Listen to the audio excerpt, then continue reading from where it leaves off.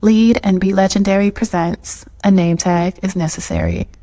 Yo, thank y'all for tuning in to another episode of A Name Tag is Necessary. This is where we break down the world of music into simplified conversations, and that's whether it's from creating the music, the business of music, or if it's just our enjoyment of the music. I'm your host, Nametag Alexander. All right, for this episode, we're getting into something that's not talked about enough, especially by indie artists, and that's getting your music, what we call, the technical term is whitelisted. And that's getting it whitelisted for platforms like YouTube, Instagram, TikTok, and pretty much why that matters. Now, what is whitelisting exactly? It's a technical term, like I said, which basically means giving certain creators or platforms per se the permission to use your music without it getting flagged or taken down. You ever had a lot of people who host podcasts, they may post music or play music on a podcast and then they get hit with a copyright strike. Sometimes if you play music on YouTube, you're likely not able to play music by another artist because their music is not whitelisted. So we're going to get more into what this is. Now, just to give more of that example, let's say somebody, like I was saying, let's say somebody uses your track on a YouTube channel, or let's say there, because what if you use it on you know what? You can probably still get hit with a copyright strike if you post it on your YouTube channel and your music not whitelisted.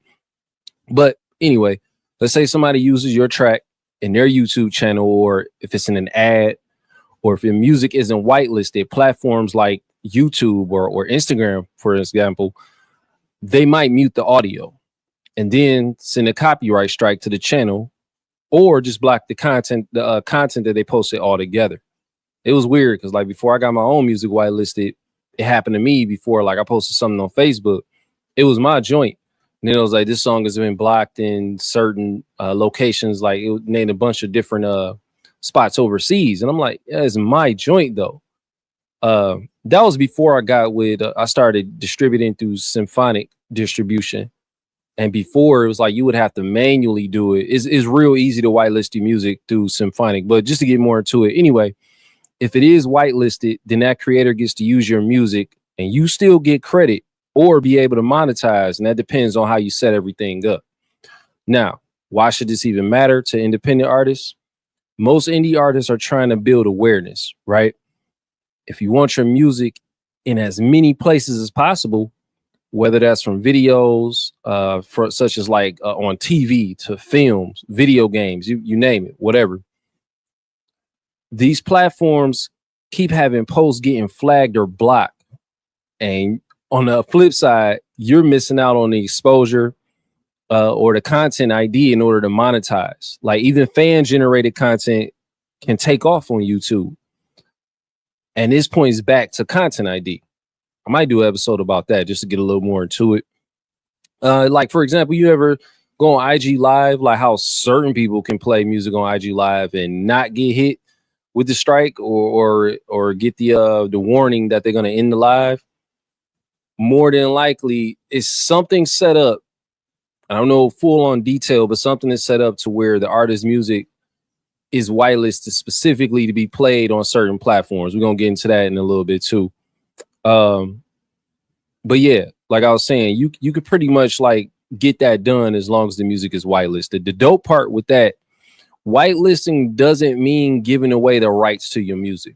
I've heard some people say that. Well, I mean, own the rights of somebody. Nah, you can have your music played on other platforms and still, control the permission of it. It's basically a more controlled permission, Now, you can and I was talking about this a couple minutes ago. You can whitelist specific YouTube channels, or, you got a lot of influencers today or whatever. You can whitelist your music to where certain influencers or certain YouTube channels or people on your team, you're an artist and you got a team that's working with you, even they can post it on their music.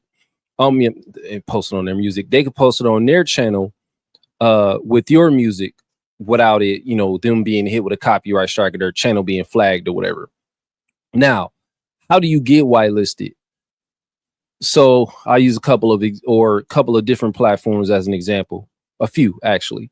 If you're distributing through a platform like DistroKid which a lot of you are, TuneCore, or what's the other, or CD Baby, they generally place your music in a content ID system by default. Now that's good for protecting your music, but you also got to know how to whitelist your music manually. And on platforms like that, more than likely on the dashboard is something you could probably go to and be able to do it, because it's not going to happen automatically, right? Them not doing it automatically is just by default, because again, it's protecting your music or whatever. Like I said, I distribute with Symphonic, and they have it on the dashboard where you get to select the option of whitelisting your music. That's actually how I found out what whitelisting was. I'm like, oh, okay, it's pretty dope. Still get, paid off of it because, again, content ID. Now, and I pretty much kind of touched on this. Like I said, DistroKid, for example, they'll let you but to go in more detail about how to do it, basically, you could take for your YouTube channel, for example, or whatever YouTube channel it is that you want to have your music whitelisted for. Take that URL from the YouTube channel that you want to whitelist and do it on the main dashboard. That's how it would be set up for DistroKid. I don't have DistroKid, but just giving an example, that's how it generally will be on most platforms. They're going to give you the option to whitelist your music. If you work with a sync agent or sync licensing library or a music supervisor, which this is more of my lane right here, you could talk to them about whether or not they need you to whitelist your channels. Now, I'm gonna give you an example that I just dealt with this recently, and I was talking to a music supervisor, and my music was used in an ad for it was the name of the company. What was it? Speed. I think it's spelled with like 3 E's, and they were in collaboration with Amazon and Hyundai. And my music was being used, but on the channel, after maybe a couple runs, that ad was blocked. Fortunately, the music soup reached out and was like, yo, we work with this company, XYZ, and your song, they're off the relationship I got with this company, they're gonna pay me, like, whether it's back end royalties, just off of that song being placed pretty much. Because sometimes you might not necessarily get hit by a music super like, hey, yo, they're going to use your music for this and they pay out this much. Sometimes it can get ran on an ad, or it could be a placement or whatever. And you already got that deal with them. So now you're just getting a check, some checks or whatever, some royalties cut out for this. This happened to me on multiple occasions, which is pretty dope. But in this event, the platform that I distributed my music through, my music wasn't whitelisted. Now that same song, this was a single. I had distributed the song as a single with this particular platform, but I also had it released on an EP with other songs, but it was through a different platform. I had started moving my catalog from this particular platform, forgetting that I had released a single. I'm like, damn, that's kind of weird. Like, why are they not allowing the ad to run? That song is, but I look like, oh, it's from the single what I did it with the previous platform. Now, problem was the person, it was a third party contact that I had to go through to get in touch with the person at the distribution company to get them to make sure the song was whitelisted. And that took time, because the person that was originally there, that the third party that I went to get in contact with this person at that distribution platform, that person was no longer working there as of last year, I want to say, which was crazy. So it just extended the process. All in all, we ended up getting it fixed. Thank goodness. I still get paid. I still get the back end royalties. And shout out to my dog James Garden, like, who's on the song as well. We posted it on Instagram or whatever. You'll get to see what the placement was, because that's not technically what this episode is about. But I'm just giving you an example of why, like, it's good to have your music whitelisted so you don't run into shit like that, because that was a hassle. Also, this helps you to keep track of who you give permission to. You want to do that, which will help you avoid just giving away free use of your music to any and everybody. And that's pretty much just the basics of it, man. Whatever platform you distributing your music through, make sure you check on those dashboards on your profile to make sure, I don't want to say make sure it's whitelisted. I'm just giving you the pros of why it is dope to have your music whitelisted, because I just explained the con of how it is not having your music whitelisted, and that can be a hassle. But to sum it up, whitelisting protects your music and it can help spread it further.